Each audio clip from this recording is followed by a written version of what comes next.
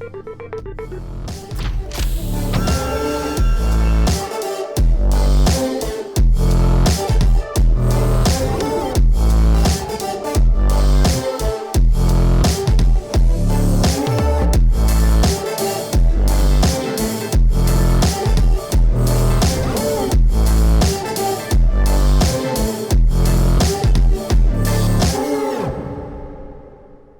everyone, welcome to Brick Vault. Today we are visiting sacred ground in the video game world. From the designer Zio, we have the custom LEGO minifig scale Warthog and Scorpion tank from Halo. Specifically, this is the Scorpion M808B and the M12FAV Warthog. Both layouts most closely resemble the details found in Halo 4. And fundamentally, however, the visual design elements for either of these UNSC vehicles have remained pretty consistent throughout all of the games.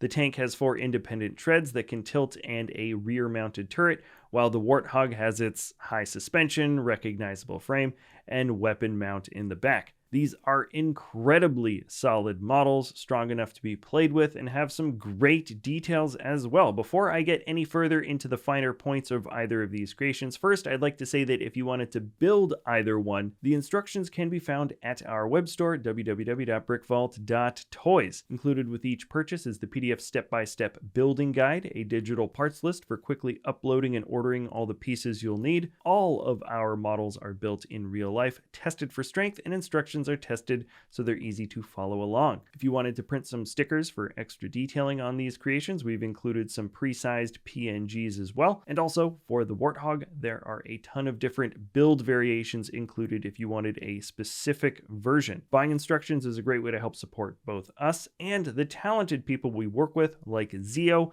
who's also made some Mario-themed builds and a big line of little doggies. Click that link in the description below if you'd like to get started. And now let's take a closer look first at the Warthog. The fundamentals of this force application vehicle all shine through really well with the LEGO design.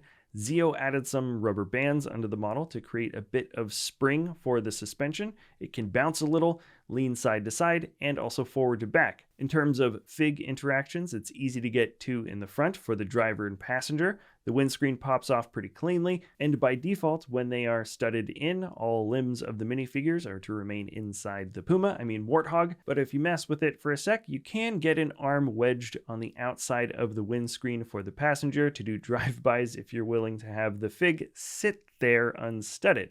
I think it's still pretty decently stable, and it almost goes without saying, but you can do this with the driver too if you want to let the Master Chief take some pot shots with his left hand while driving off-road. I don't think this was ever an option in the game, but there you go.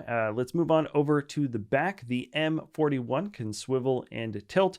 The range of motion can go all the way around when you've got a FIG in there, but you do have to manipulate the height and lean the anti-aircraft gun as you move it around the body. The general rule here is that you have to have the gun up straight when pointed towards the front so the barrel doesn't bump into anything, and then low and leaning forward when rear facing so the FIG has space. This is a really decent mechanic for the LEGO build, and it imitates how the Warthog works in the game. So the last function here is something that you always knew the vehicle could do in universe, but there was never a use for it in the games, and that is the tow cable in the front. It actually works. You can extend the string and hook it to something. It's not really a play feature. It's interactive, but it does function just fine. So if you wanted to mess around with it, that's an option for you. In general, I hope you've been noticing the details on this model. Zio has paid very close attention to how the shapes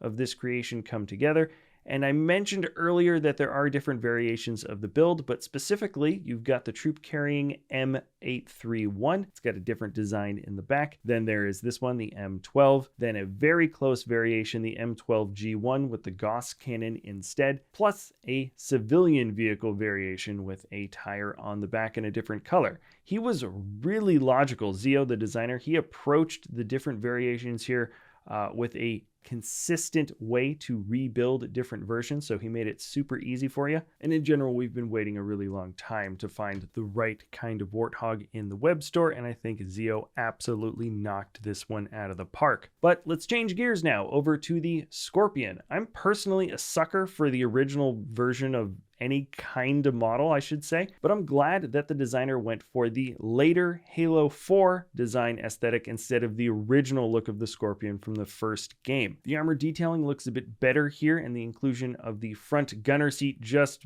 makes the tank feel a lot more imposing. Actually, let's start off really with its functions. A FIG can stand or sit in the front gunner spot, and then the hatch opens to reveal a driver's seat with a good amount of detail and space here. Fortunately, the Scorpion is a large vehicle with just a single main driver, so Zio took advantage of the size that this model allows, and he was able to embellish the internals a bit, and it's also easy to add or remove the operator, which is always a nice touch. Outside of FIG interactions, the Scorpion has a satisfying amount of articulation. The head swivels easily, and the cannon can tilt up and down to just about the same degree as in the game, and there's also a good level of friction here, so the barrel won't ever droop. And then moving down to the 4 treaded sections, they all tilt independently from one another.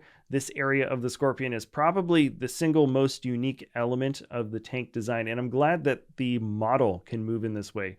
I almost consider it just as important as like the head turning or something. Now for the construction of the treads, technically you can get them to rotate, and I say technically because I'm pressing down here on this high level of friction with the carpet. If you're on a smooth surface, then pretty much all bets are off for the tank actually being able to roll around. It will slide around instead, so just let that be known to you. The carpet is fine, but any smooth surfaces, this is definitely a sliding model. I generally consider that a fair compromise considering the details for the treads, especially around the armor with the brick built-in white stripes that wrap around it. And in terms of details for the model in general, there are tons of small accuracies built in. Rapid fire, there are floodlights that have a clever connection in the front. The vent details on the side rest on an internal hinge, which is great. We've got some good piston detailing underneath the main cannon, but that's just to name a few. Chances are if you see a greeble somewhere on this model, Zio was going for a specific detail that can be found on the Scorpion in game. All right, that was a lot to get through for these builds. Ultimately, the models are just fun. I'd say there's a bit more accessibility in terms of a custom build for these two compared to others. There aren't any connections that felt too difficult to emulate in the instructions, and at the same time, the models are built for them to be easy to handle. In a lot of ways, they feel pretty close to a normal Lego playset in terms of the durability and what you're able to do with them. Yet Zio still managed to pull off some great details at the same time. So anyways, thank you so much for watching, everybody. Let me know what you think about these creations in the comments below. Remember, you can get the instructions at our web store, www.brickvault.toys. If you enjoy our content, please feel free to like, subscribe, comment, share, and we'll see you next time at Brick Vault.